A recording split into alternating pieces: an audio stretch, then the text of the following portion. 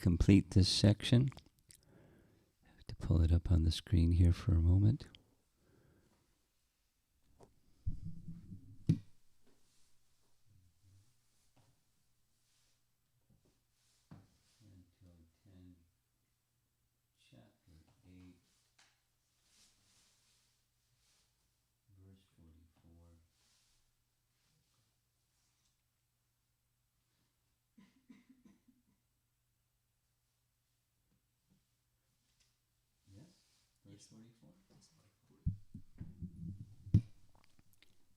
Immediately, forgetting Yoga Maya's illusion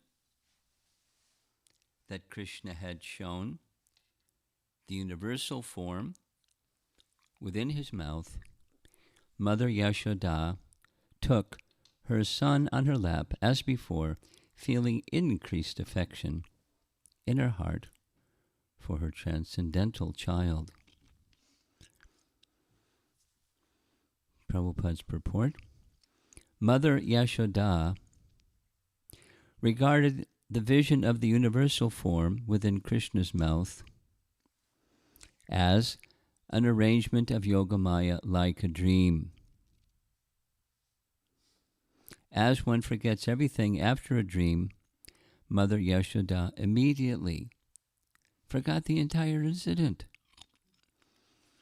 As her natural feeling of affection increased, she decided to herself, "Now let this incident be forgotten. I do not mind. Here is my son. Let me kiss him." Vishwanath Chakravarti Thakur writes, just as one quickly forgets a dream, Yashoda forgot completely about the universal form through the influence of Maya. In the presence of Aishvarya Gyan, affection is restricted. Now, her affection was unrestricted. Rather, it increased even more. She is described as Pravriddha Sneha Kalila Hridaya, one whose heart was spread, Kalila, with increased affection. Jiva Goswami. Suddenly, she forgot about questioning what had happened. She put the child, who was born from her womb, on her lap, just as she had previously.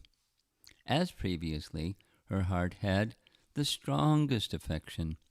This confirms that she forgot what had previously happened. Sanatana Goswami. That knowledge or investigating the incident disappeared. She saw Krishna as he who came from her womb.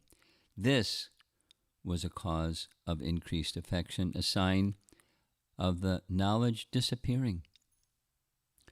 Her love for Krishna was at the highest level as previously. As previously, she placed him on her lap. Though she was on the highest level, her affection increased because of relishing at every moment newer and newer tastes. This is the nature of Bhakti Rasa. This is according to Vaishnava Siddhanta. It is explained in Bhagavatamrita, Uttarakhanda. Paragraph. Seeing the universe just by opening his mouth was the will of the Lord. Otherwise, whenever Krishna opened his mouth to eat or drink, Yashoda would see the universe. Now that's interesting because commonly it's commentary that once previously she was feeding him, she looked inside his mouth, she saw the same thing, or saw the universal form. Here he's saying every time, whenever Krishna opened his mouth to eat or drink, Yashoda would see the universe. Paragraph. Among the people the universal form is seen with knowledge of the Supreme. Among the people, the universal form is seen with knowledge of the Lord. That is its nature. Knowledge of the Lord, which obstructs special bhakti, and which arises by seeing the universal form, should disappear by my mercy. Also, bhakti increases by the arousal of intense pain. Final paragraph. Yashoda was in her position by worshipping great devotees. By her amazing convictions, all her doubts disappeared. She was as she had been previously.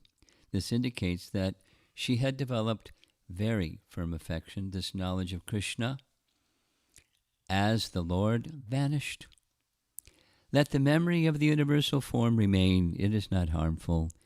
She did not see this form in his stomach at all times, although in the previous paragraph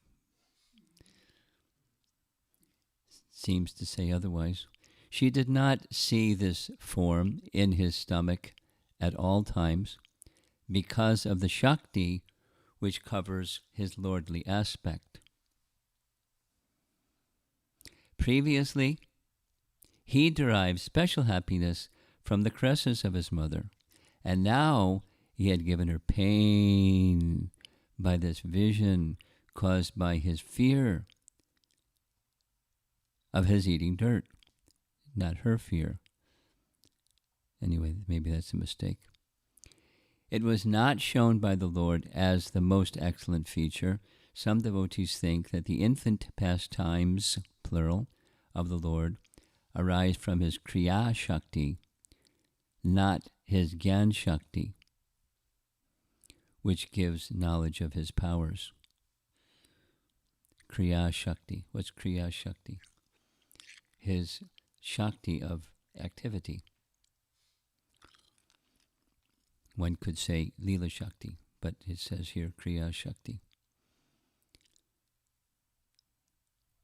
And Leela Shakti is the common term. Our acharyas certainly have liberty to use different terms, and there must be some reason behind why Kriya Shakti instead of Leela Shakti. But it's his activities, his potency of wishing to enjoy in different ways. I think I want to spend a little bit of time speaking about the universal form. How many different versions or iterations or presentations are there about the universal form? Practically every time it's described, it's a little different. And that gets people confused. Especially those that say, if it's this, then how can it be that? If it's that, then it can't be this. So let's take 3 different versions that come to mind immediately. Chapter 14, Bhagavad Gita. Description is very clear what Arjuna saw, what Krishna showed to him. Then another is what Duryodhana saw. Not only Duryodhana, all those in the royal assembly. Krishna showed a partial manifestation of the universal form, and it was fearful, as it was for Arjuna.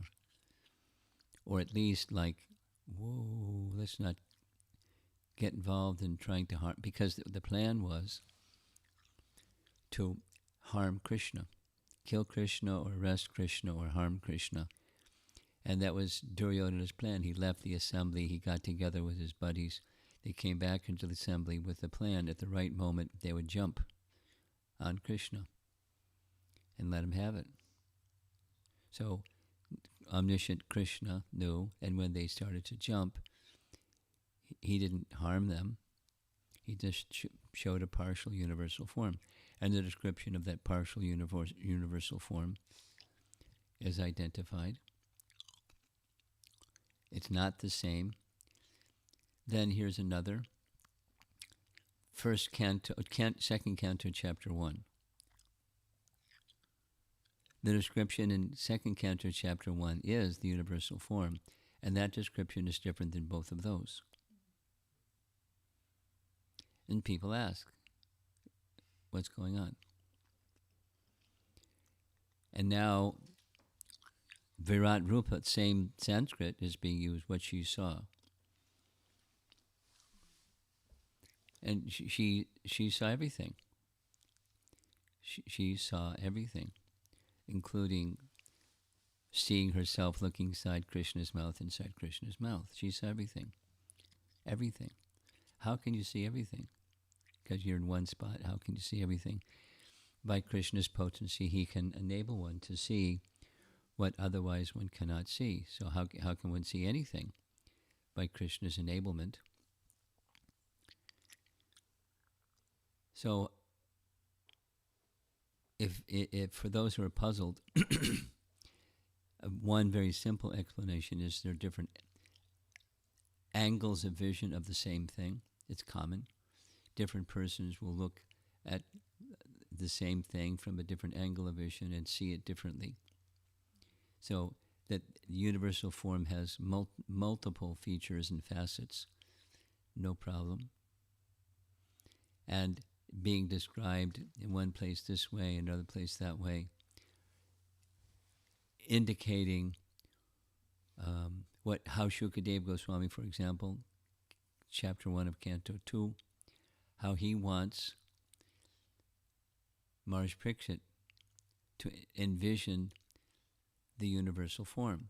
And the understanding that we're given is he wanted Maharaj Parikshit, in order to go further and further into an understanding of that which is the cause of all causes, to help not just Maharaj Parikshit, but help worldly people develop an understanding of the ultimate source of everything as a person, and therefore characterizing the features of the universal form as parts of the body of the universal form. And so he explains, not that he showed that to Maharaj Parikshit, but he explained it to Maharaj Parikshit. This is this and that's that. And it's just fine. The universal form is a form of Krishna. Not an eternal form of Krishna, but it's a form of Krishna. And for Arjuna, Krishna showed an aspect of the universal form. We can say the aspect, but we can also say an aspect of the universal form that suited his circumstance. Arjuna specifically asked, can you show me the universal form? But you have to give me divine eyes to see. So he gave him divine eyes to see, and he could see. Now, obviously, implied, we could say, is that Sanjaya also saw. Because how could he describe if he hadn't seen? So he had to have the eyes to see. So Krishna gave at least him the eyes to see. And we don't have an indication that anybody else on the battlefield saw what Arjuna saw. Arjuna saw. Sanjaya saw. And they're out there in the middle of the two armies and having a conversation.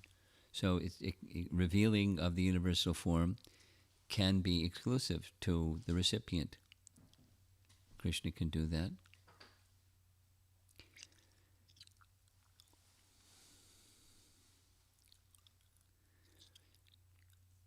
Just a little bit on the universal form. So the description of what, maybe you should go back to see what she saw. I think that would be nice. Let's go back to see what she saw.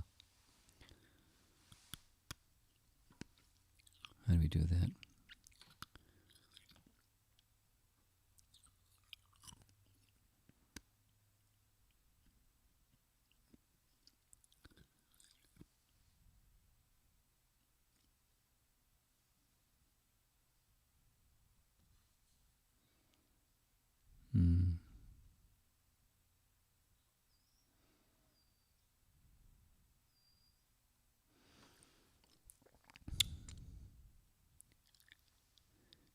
it go? Weighs a lot.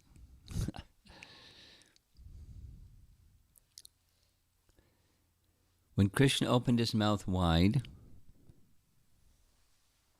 by the order of Mother Yashoda, she saw within his mouth all moving and non-moving entities,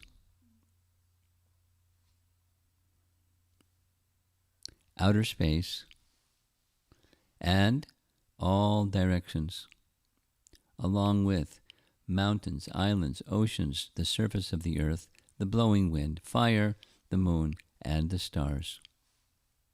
She saw the planetary systems, water, light, air, sky, and creation by transformation of ahankara. She also saw the senses, the mind, sense perception, and the three qualities of goodness, passion, and ignorance. She saw the time allotted for the living entities. She saw natural instinct and the reactions of karma, and she saw desires and different varieties of bodies moving and non-moving.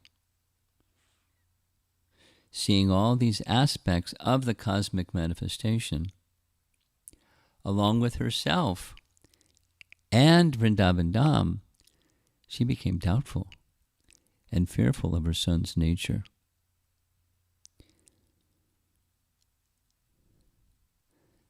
Now, in this Sanskrit of this verse, it doesn't say Virat Rupa. Swabhava, karma, linga bedam, etc. But not vraja sahamatam avapa shankam. So she saw all these things. And then later it's the universal form. I mean, this is Virat Rupa. So she saw that.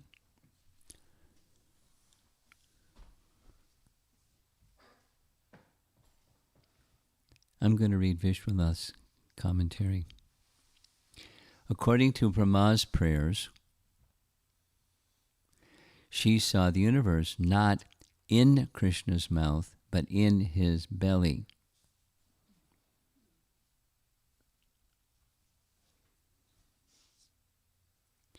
Come, or the subtle Panchabhuta element of space, means antariksha. Antariksha is the area beyond the Loka mountains, or outer space. Nabasvan.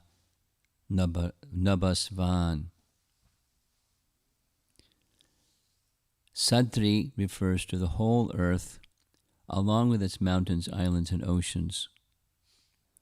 Sa Vayu refers to the force moving the planets. Vaikari Kani is the devata in charge of the senses. Formless things became possible to see in the form of their presiding deities and in taking gross forms.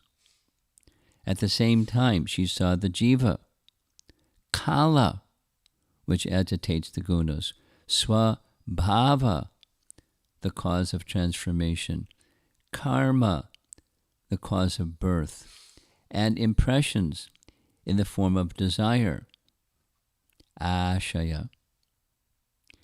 He showed the variegated universe within which exists all the different forms of bodies, linga, bedam. In this body means in his belly. She saw in his belly through his wide open mouth. She also saw herself along with her son and husband in Vraja.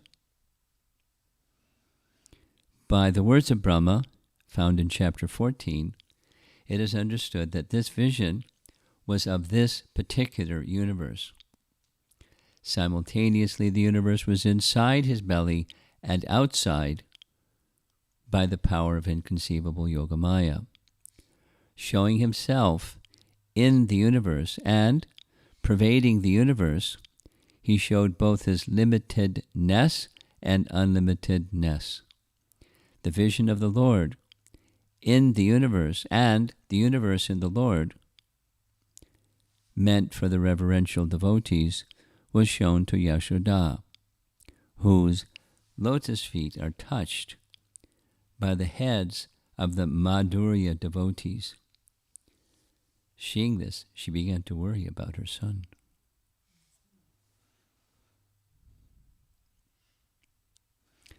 Sridhar Swami says concerning a verse in the next chapter, quote, the universe took shelter in his stomach. The universe composed of moving and non-moving entities is described. Lightning should also be included with fire and the luminaries in the sky. She saw sky, what to speak of its byproducts, air, fire, water, and earth. Ahankara, Mahatattva, Prakriti. She saw what has no form, such as mind, Ahankara, Prakriti, etc., by seeing their controlling deities, which are considered non-different from the invisible objects. So, different description. Universal form. Let's go back. Hopefully I can find it again.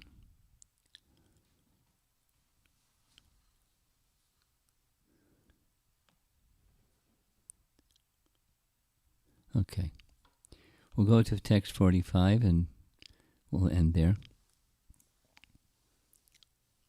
The glories of the Supreme Personality of Godhead are studied through the three Vedas, the Upanishads, the literatures of Sankhya Yoga, and other Vaishnava literature. Yet, Mother Yashoda considered that Supreme Person her ordinary child.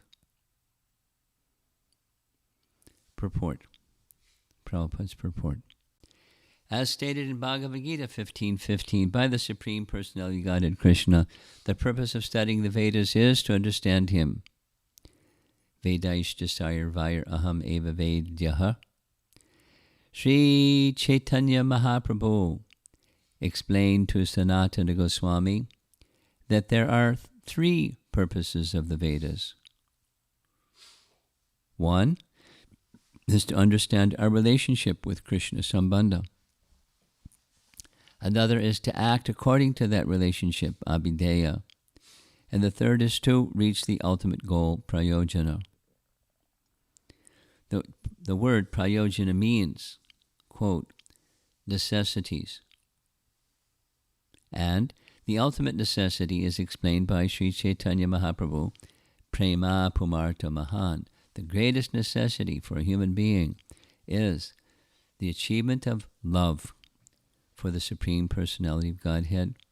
Here we see that Mother Yashoda is on the highest stage of necessity, for she is completely absorbed in love for Krishna. Paragraph. In the beginning, the Vedic purpose is pursued in three ways. By Karmakanda, Jnanakanda, and Upasanakanda. One reaches the complete, perfect stage of Upasanakanda when comes to worship Narayana or Lord Vishnu. When Parvati asked Lord Mahadev, Lord Shiva, what is the best method of upasana or worship, Lord Shiva answered, Aradhananam sarvesham Vishnor aradhanam param.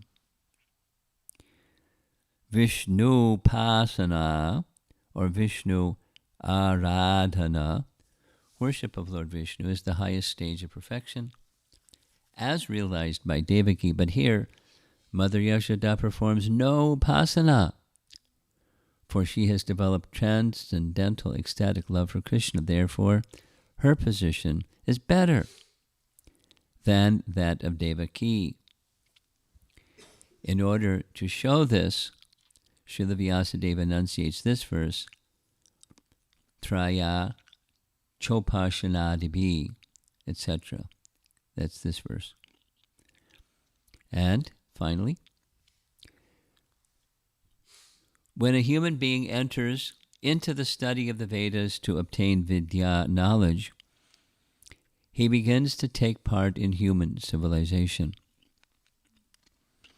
Then he advances further to study the Upanishads and gain Brahmagyan, impersonal realization of the absolute truth. Then he advances still further to Sankhya Yoga in order to understand the Supreme Controller who is indicated in Bhagavad Gita, chapter 10, text 12. Param Brahma Param Dhamma Pavitram Paramam Bhavan Purusham Shashvatam. When one understands that Purusha, the Supreme Controller, to be Paramatma, one is engaged in the method of yoga. Dhyana avastita tadgatena manasa pashyanti yam yoginaha. 12:13:1 Bhagavad Gita. But Mother Yasoda has surpassed all these stages. She has come to the platform of loving Krishna as her beloved child, and therefore she is accepted to be on the highest stage of spiritual realization. The Absolute Truth is realized in three features: Brahmeti, Paramatmeti, Bhagavaniti, Shabdyate. But she is in such ecstasy that she does not care to understand what is Brahman, what is Paramatma, or what is Bhagavan. Bhagavan has personally descended to become her beloved child. Therefore, there is no comparison to Mother Yashoda's good fortune, as declared by Sri Chaitanya Mahaprabhu. Ramya kada chit, Ramya ka chit upasana vrajavadhu vargena ya kalpita. The Absolute Truth, the Supreme Personality of Godhead, may be realized in different stages. And he quotes Bhagavad Gita 4:11, Yeyatamam prapadyante. As men surrender unto me, I reward them accordingly. Everyone follows my path in all respects, Asanuprita. One may be a Jnani, a Karmi, a Jnani, a Yogi, and then a Bhakta, or Prema Bhakta. But the ultimate stage of realization is Prema Bhakti, as actually demonstrated by Mother Yashoda. So this chapter and the next chapter are following the earlier chapter's discussion of the glories of the cowherd boys and their love, Sakya Ras. Now we're going to Vatsalya Ras. And guess what's next? Madhurya Ras. But it's not, the super excellence of Mother Yashoda is often described as her binding Krishna with her love. And here, it's, she's become bewildered, and because of the influence of Aishwarya. So that's another feature of the Bhagavatam, that Aishwarya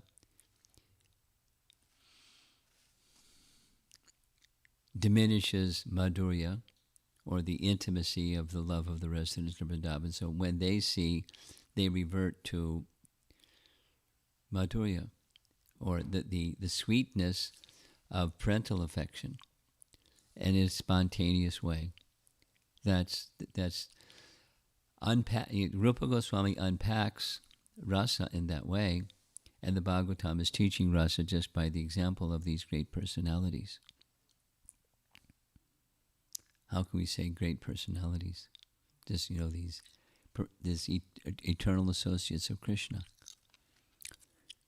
So we can learn about Krishna and his Janma Karma Chame Divyam through Srimad Bhagavatam, guided by our acharyas. So we can understand, because, having read this chapter, we may not understand what is being revealed. but by reading the commentaries, just like this nice Bhaktivedanta purport, it becomes much, much easier to understand what's being revealed. And of course, Prabhupada's Bhaktivedanta purport is just following the predecessor acharyas. Anyway, so it's the significance of hearing from our acharyas about transcendence. Hare Krishna. You're going right in front of the camera. It's okay. So it's 8:30. And we started late, I should say, to our listening audience, online audience. Our apology, or our technology team's apology, because we started late because there was some technology issues, and so we started late. But here we are. And these three classes, the intention was to go over what was Yashoda's experience when looking inside Krishna's mouth to see if he had eaten dirt. So we came to know what she saw and how she processed what she saw, and her glories, superlative glories. I'll just read this. The ultimate stage of realization is Prema Bhakti, as actually demonstrated by Mother Yashoda. Of course, Prema Bhakti in the mood of the parental affection. It's not to say that others don't have Prema Bhakti or they haven't achieved the stage of perfection. They have achieved the stage of perfection. But her stage of perfection, she's eternally Mother Yashoda. And here she is experiencing Krishna's childhood pastimes, where he's stimulating her parental affection by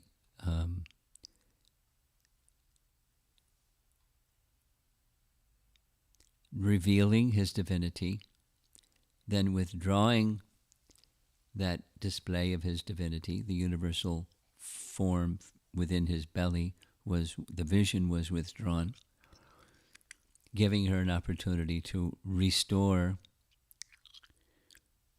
her natural love. So it's very nice. It gives us a picture of Krishna's pastimes, Krishna's exchanges of loving dealings with his devotees, in this case, Mother Yashoda. Now, we don't hear much, I can't recall anything right at the moment, of how the cowherd boys and Balaram responded to all of this, because they're right there. Whatever they heard, they didn't necessarily see what Mother Yashoda saw, because it was revealed to her.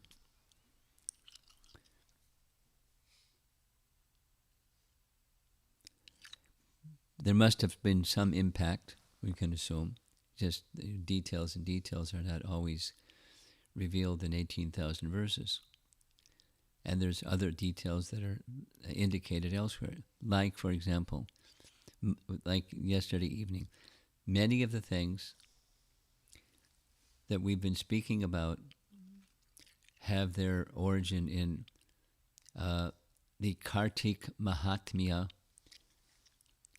of Padma Purana and other sources. So our acharyas are very, very expert. Nana Shastra Vichara Naika Nipyuno Saddharma Sangstapako. Saddharma Sangstha. They were very expert in understanding the revealed scriptures, Nana Shastra, various scriptures. And they didn't have computers. They just had good memory. And they knew where this and that and the other verse fit. And they had libraries, but they had excellent memories and knew how to fit the puzzle pieces together to help us understand Krishna's activities in ways even that in some cases, because of the limited number of verses of the Bhagavatam, some details are not there, and they're in other literatures. And they knew they knew what they were, and they knew how to put them together. They knew the mysteries of Krishna's pastimes, and therefore it's so helpful to have the association of merciful acharyas. This just dedicated themselves, according to Lord Chaitanya's instructions, to write. He didn't write, but he instructed and empowered them to write. And so they did. Just this morning I was listening to Prabhupada speaking in London in 1975, reading from Srimad Bhagavatam 114, and he was, saying some of the things that I'm saying. That the 6 Goswamis, they were very expert in illuminating the scriptures. The highest authority is Srimad Bhagavatam, and therefore reference to other scriptures must align with Srimad Bhagavatam, or the understanding of what's being said here or there or elsewhere must be under the Supreme Court. the conclusions of Srimad Bhagavatam. But they were expert in revealing those things. And they didn't touch other things because of the influence of the modes upon some portions of those other literatures. Anyway, that's another story. That's Jiva Goswami's Tattva Sandarbha. So let's see if there's some discussion. 8:36.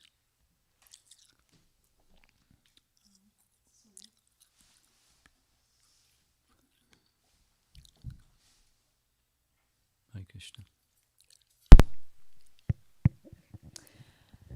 Maharaj, I just want to understand that the purpose of this pastime was to increase Yashodhama's affection. I heard that a couple of times, that at the end of it all, she forgot, what had happened, and she came back into her affectionate mood, and it was with increased affection. Yes. Because at one point, sorry, I kind of lost my notes here. I heard the description.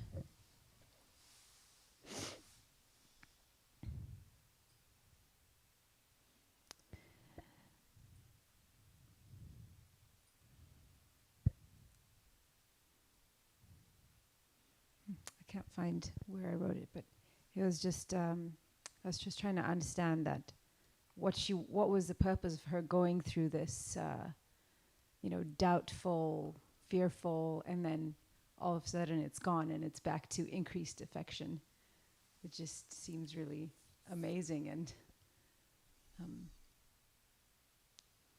so the only conclusion my mind can make is that everything is to increase her affection, and of course ultimately to increase Krishna's, fulfill his desires for that affection. But it was interesting to me to hear how she had these doubts and like churning in her, and fearful, and like doubting her child, and like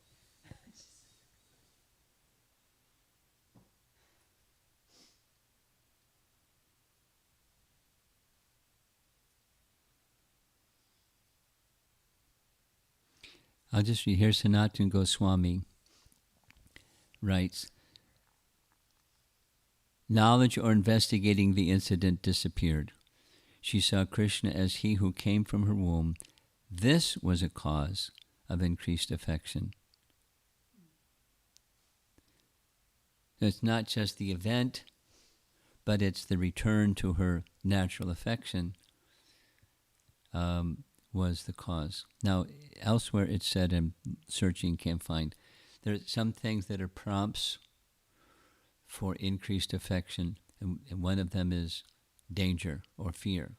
Now, she was fearful. I mean, if you And the mother looked inside her child's mouth and saw what she saw.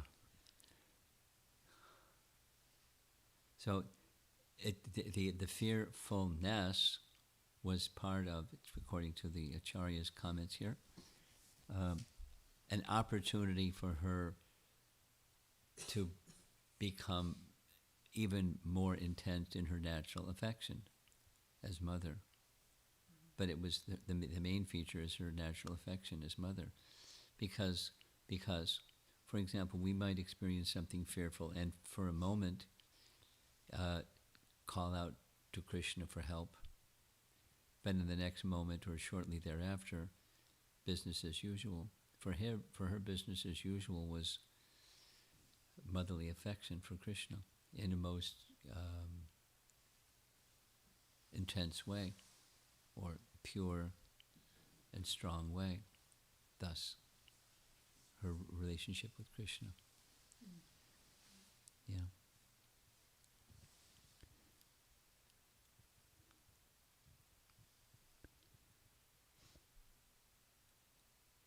Here, I'll read. Here's the paragraph. This is Sanatana Goswami.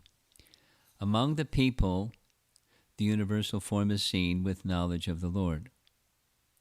This is its nature. Knowledge of the Lord, which obstructs special bhakti and which arises by seeing the universal form, should disappear by my mercy. Also, bhakti increases, so her parental bhakti increases by the arousal of intense pain.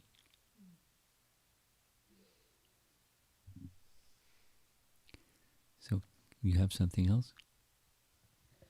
I do. This has been a thought I've been having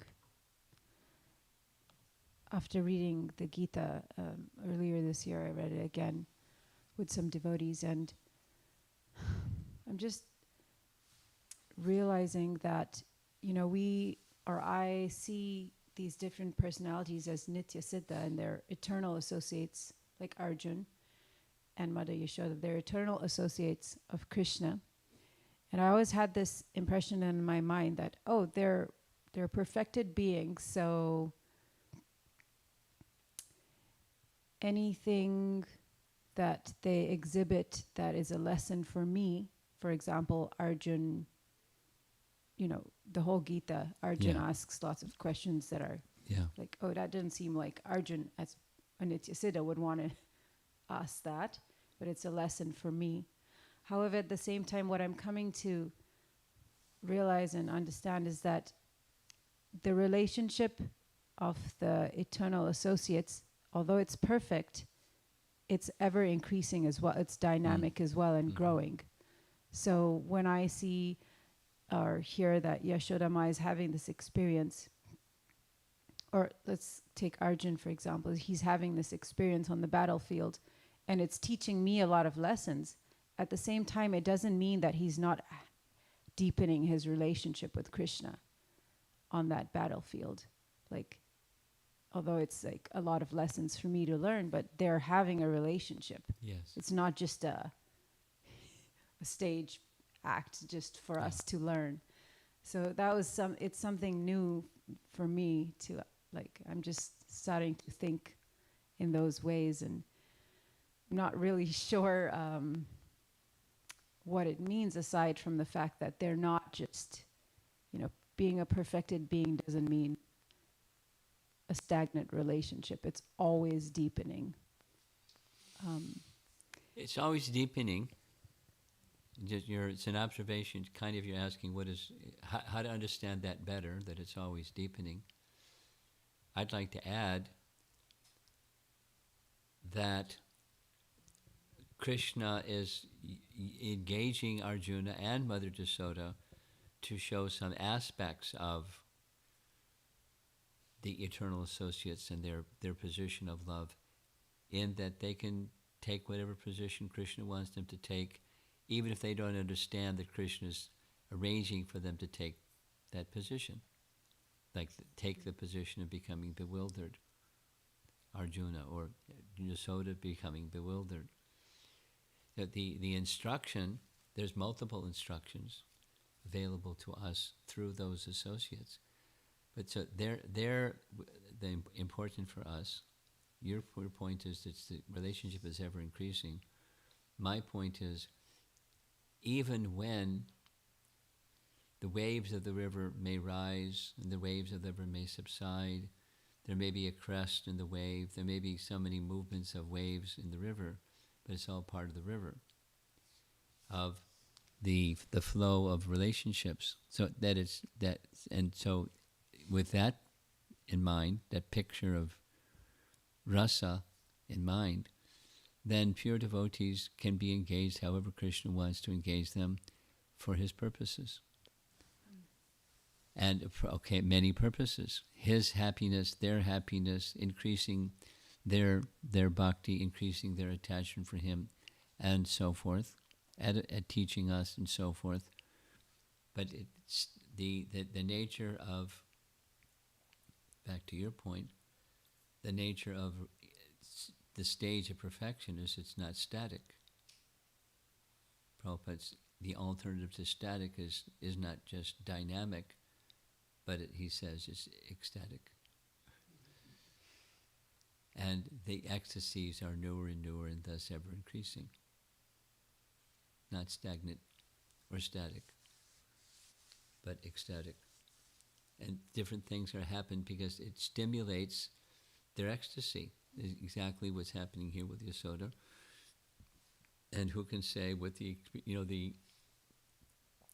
love, the intensity and depth of the love of Arjuna for Krishna by going through the whole thing of getting bewildered and Krishna unbewildering him by using him as an instrument to teach us.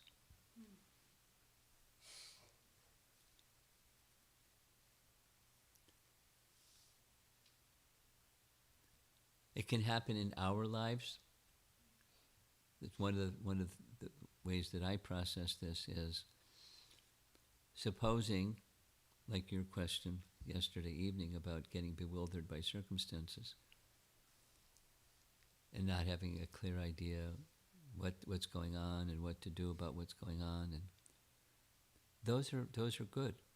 I mean, it's uncomfortable, for sure, because comfortable is I know what's going on and I know what to do and I know how to do it. I'm feeling comfortable. And what we don't know, it's uncomfortable. But and it's an impetus to take deeper shelter of what we do know, that we're eternally Krishna's servants and that's what we're meant for, and it's not necessary for me to know all things. If Krishna wants me to know, he'll help me know. So it's going back to the trunk of the tree rather than out on the branch doing some service out there on the branch. Just go to the trunk of the tree. That's the place of shelter and safety. And it's a nice way. A way of what I'm trying to say is, our sadhana is like that. If we do our sadhana nicely, if we're chanting nicely, and if we're reading properly, it's strengthening that relationship. And there may be so many things that as we're reading we don't understand, or so many things that the mind wants to wander to instead of chanting while chanting. But if we stay fixed in what the essence is, it makes our capacity to understand more, it strengthens everything.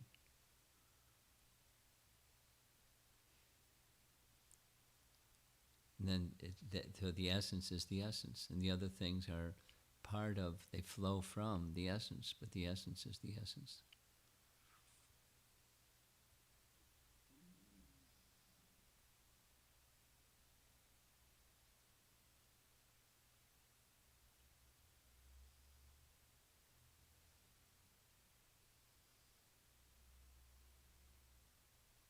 It's ever increasing. Not only at our stage, but at the perfectional stage. It's ever increasing, not static. Something else? I do have some more. I found the description of the universal form really, I mean, your discussion about the universal form really interesting. That's actually the chapter we're starting with the teenagers. We're starting Canto 2, Chapter 1. So I'm anticipating a lot of questions coming. So it was really helpful that you just elaborated on the differences of their different descriptions of the universal form, and the explanation. One simple explanation is that they're different people seeing from different angles of vision. Yes.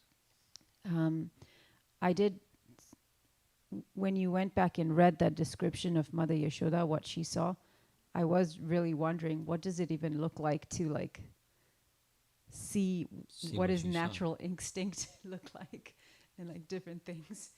And then in some other descriptions, they were like personalities being like controlling deities. She's seeing the controlling deities. So it was all really creative. Yeah, and I was like, I wonder how someone would paint a picture of that. Like, but I also was thinking one statement that I heard was that the universal form is a form of Krishna but it's not eternal. And so I was wondering how to explain that in that. Does it mean that just as there's a description of the universe becoming unmanifest at the end of, Brahma's life, in the same way, does a universal form also like become unmanifest? Oh yeah. Or what does it mean it's not eternal? Like, although it's Krishna's manifest, it's manifest. It's always in flux, and then it's withdrawn. Now, just like he manifested before Arjuna and then he withdrew, that's the feature of the universal form. That the universe was around, the universe didn't disappear, but the universal form, which is Krishna's form, was withdrawn. And at the end of the cosmic manifestation, the whole universe is withdrawn, and one can say the whole universe is Krishna's universal form. So there are different levels or layers or whatever, revelations or exhibitions of that universal form. It's just Krishna's form. Or like we said to that young girl yesterday, there's two things. There's Krishna and there's Krishnas. And there's not a third thing.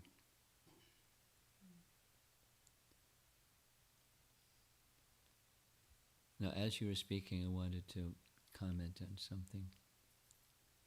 It went away.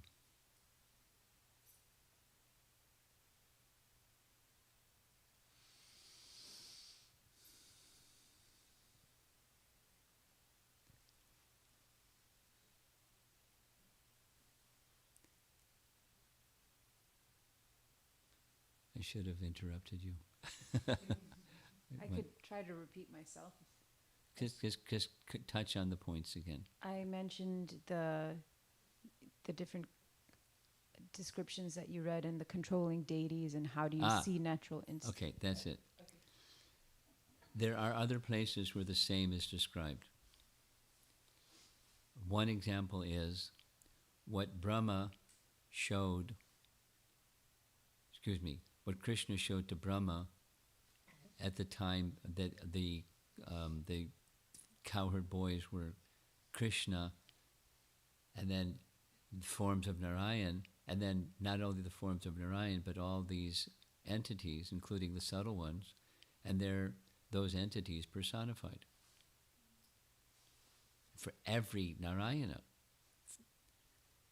How many Narayanas were? Well, as many as there were cowherd boys and calves. That's a lot. 900,000 calves. And there's some numbers of how many cowherd boys. It's like, what would that look like? How would you paint that? Or another example is Canto 2, Chapter 9, when Brahma undergoes his tapa and comes before the Lord, shows himself in his Yogpith, the original center of everything, and surrounding him are the 6 and the 16 and the 8 and the this and the that. The purport says what those numbers represent. And then how do you see those? It's not just numbers, it's entities in the spiritual realm with spiritual form, from which the entities in the material realm are expansions. So it's mind-boggling. What's the original spiritual form of all those entities that have their material counterpart as a reflection in this realm? So, if Krishna wants to show us those things, he can show us those things. Our business is not to want to see things. Our business is to become pure and qualified to be on the receiving end of whatever Krishna wants to give, and on the giving end of service whatever Krishna wants us to give, and be ready for whatever Krishna wants us to give, according to indications of scripture and our acharyas, etc. That's our business. And then, what's going to be our experience is going to be something amazing. Now, supposing somebody doesn't have that disposition, supposing somebody has the disposition that, let's just say, someone has the disposition that they'd like to become a yogi.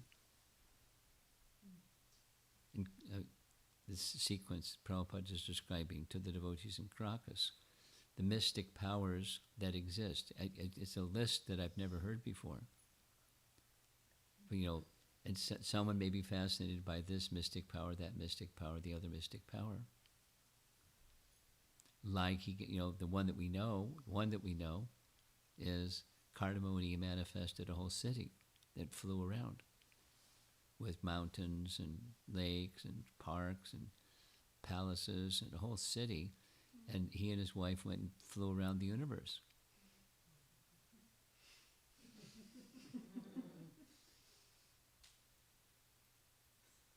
So somebody may say, hey, I want to develop that mystic power.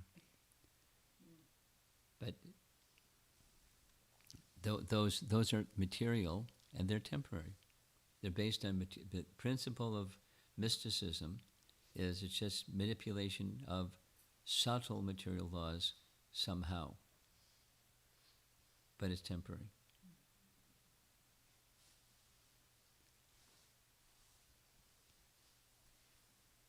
And the Vedas have these descriptions, and some people become fascinated by different descriptions.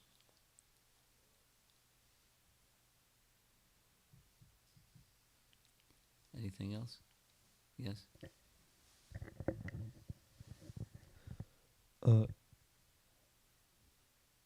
I don't remember where, but I think I heard this from you, or you were reading something like a while back. It's about the universal form. And in the second canto, first chapter, it said that the universal form is not actually a form of the Lord, but it can help one connect. It's his form. I mean, it's not his form in the sense that it's temporary, because his form is eternal. So it's not his form in the sense that it's temporary, but it's his form. So it's in this, now you see it, now you don't category. But it's his form. It's his form, which he can show at his will. And in relation to that question, I just, when you were talking about how Krishna expanded himself into all the Narayana forms in front of Brahma, those expansions, are they eternal? The forms are eternal, and he can manifest and withdraw the manifestation. No problem. No problem. Here's a nice example. I'm sure you know. In Dwarka, Krishna gets up in the morning. He does what he does in the morning. And then all the Krishnas go out to a chariot that's waiting, and then they merge into one Krishna, and then when he leaves the assembly hall, he expands himself into many Krishnas. Or with the Rasa dance, he manifests multiple forms of himself and engages with each of the gopis or in between the two gopis. and then it's one Krishna. Or in the end of the 10th canto, he goes to visit his dear devotee, King Bahulashva, and when he gets there, Shrutadeva, Brahmana, also wants, so he manifests two Krishnas. And then he becomes one Krishna when he goes back. So, are those Krishnas Krishna or not Krishna? They're Krishna. But he can expand and he can withdraw those expansions. They're 100% Krishna.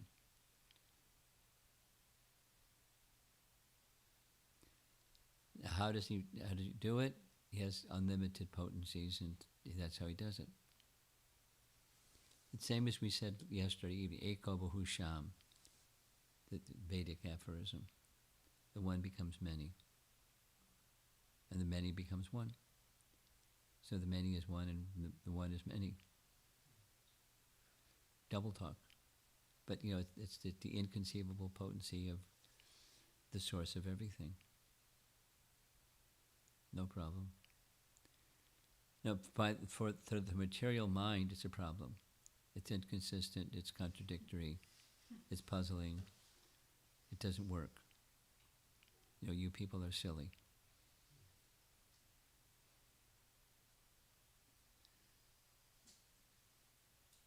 I think part of the reason I was wondering about that, because in Brihad Bhagavatamrita, when Gopakumar is in Vaikuntha, I don't remember who says this, but somebody says that or I think it was Sanatana Goswami in one of the commentaries, where he says, all of the forms of the Lord are eternal, because if one of them wasn't eternal, it would disappoint the devotees, or something along those lines, where they would lose their faith.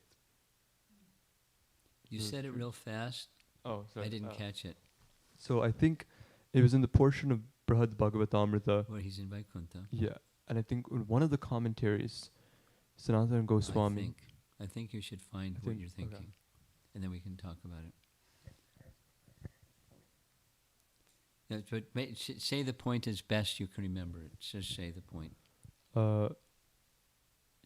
He said something along the lines of all of the forms of the Lord are eternal. Yes. Because if any of them wasn't eternal, then that would disappoint the devotee and you would lose their faith. Well, that's not the because, that would be the consequence if they weren't. That's the cause, and it's his forms are eternal. And because they're eternal, the devotees aren't disappointed. You have something. No, just with clarification. So when Mother Yashoda's Lord Krishna's mouth, is it all the universes scattered, planets scattered everywhere, or is it the form which is made of this? I'm a little confused there. Your question is not clear. Say it again. Is it? She didn't see many.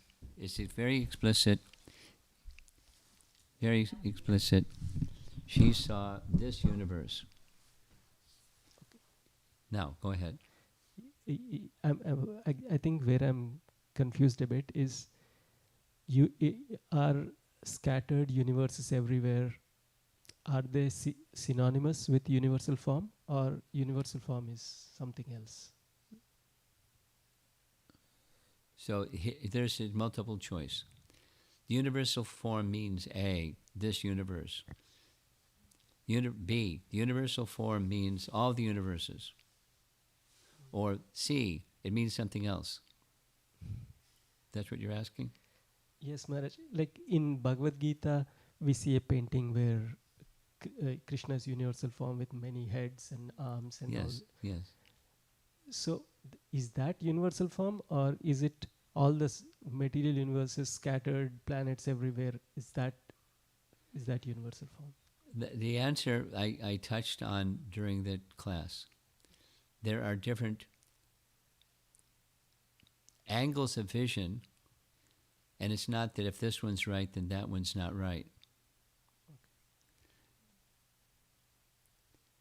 So one angle of vision is the painting that's depicting the words of the Bhagavad Gita in the 14th chapter.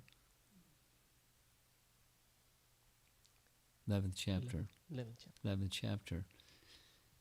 And then there's others, and there's others, and there's others. From our vantage point, that is, we haven't seen any of them, we refer to Shastra. And if it conforms with Shastra, then that's just an aspect or one of the lenses through which the one entity called universal form is legitimately being perceived as. So if you want to verify this or that or the other, find a scriptural reference, and then you can say, this is also a manifestation or a feature of the universal form. And if you don't find it, doesn't mean it doesn't exist. It just means you don't know the scriptural reference, so it just goes into a parking lot. Yes. Like, I don't know, parking lot. Yes, Maharaj. Just one more clarification from yesterday evening. I thought I heard pleasure potency, Srimati Radharani, Yes? and she expands into Gopi Radharani and Chandravali.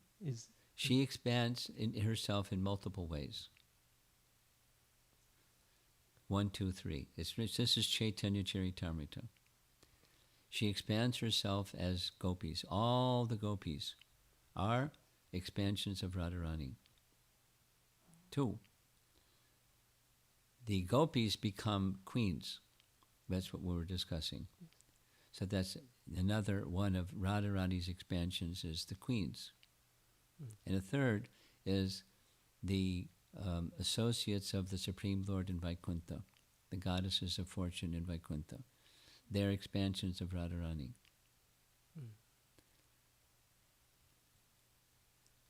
And then we also heard, as the Swayam Bhagavan Krishna expands, there's Radharani expands. The form of Vasudeva Krishna, the son of Vasudeva in Dwarka, or in Mathura, they Vasudeva Krishna is Swayam Bhagavan Krishna's expansion. Yes. And as Krishna expands, there's other expansions of Vasudeva Krishna in Vaikuntha, or in Goloka, or in Dwarka. There's other expansions of Radharani. And that's how we're to understand. They have their identity, they have their function, they have their activities. They're also Bhagavan features. Okay. Yes. So when she expands into all the gopis, and one of the gopis, again Radharani, is that how I understand? Yeah, sure. There's all variety out there. Okay. It all comes from her. She's the repository. The variety comes from the repository.